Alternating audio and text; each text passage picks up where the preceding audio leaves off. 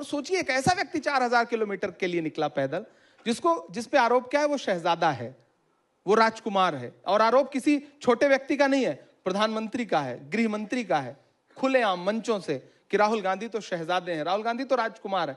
वो राजकुमार 4000 किलोमीटर चलता है पैदल, भारत की गलियों की खाक छानता हुआ, सड़कों की खाक छानता हुआ। और जो खुद को फकीर कहते थे, उन्होंने क्या किया?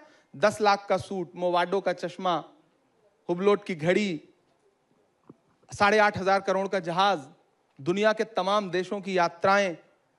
तो फिर फकीर और शहजादा अगर ऐसे विरोधाभासी हैं, तो ऐसे फकीर को तो फिर मतलब खुदा खैर करे, और ऐसे शहजादे को तो हम पलकों पे बिठाएंगे कि भाई जो एक टी शर्ट पहन करके पूरे भारत की खाक छान रहा है, लोगों को गले से लगा रहा है, सीने से लगा रहा है। तो असल तो मुझे लगता है कि ऐसा ही शहजादा होना चाहिए।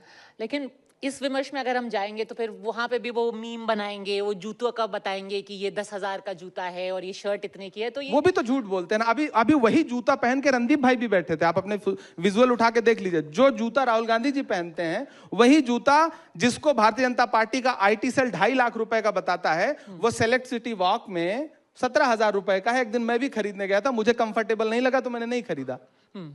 ठीक है, सही से बता रहा हूं, मैं उस ब्रांड का नाम नहीं ले रहा हूं, नहीं उसका विज्ञापन हो जाएगा। देखिए अब अलग अलग नेताओं का कौन क्या पहनता है, ये तो सबको आजादी है, कोई कुछ भी पहने। मैं उस झूठ की बात कर रहा हूं ना कि बीजेपी का IT सेल कैसा झूठ। राहुल गांधी की टी शर्ट, अगर वो ठंडी में टी शर्ट पहन के चल रहे हैं तो मतलब मीम बन रहा है उस पे। अरे भाई, एक व्यक्ति अगर 50 साल से ज्यादा उसकी उम्र है, वो इतना फिट है, इतना युवा है, मैं भी उनके साथ चलता था, मुझे ठंड लगती थी, मैं तो जैकेट पहन लेता था, हम सारे लोग जैकेट पहने रहते थे। वो आदमी फिट है तो उसकी फिटनेस की तारीफ करने के बजाय आप उस पर मीम बनाओगे। जब राहुल गांधी, मुझे याद है कि अल्पसंख्यक मंत्रालय का एक कार्यक्रम था, TV9 को याद होगा, इंडिया गेट के सामने उसमें तो बाटी चोखा खाते हुए प्रधानमंत्री जी ने एक फोटो पोस्ट की थी, और राहुल गांधी जी ने उसी दिन कोविड की सुनामी की घोषणा की थी कि देश में कोविड की सुनामी आने जा रही।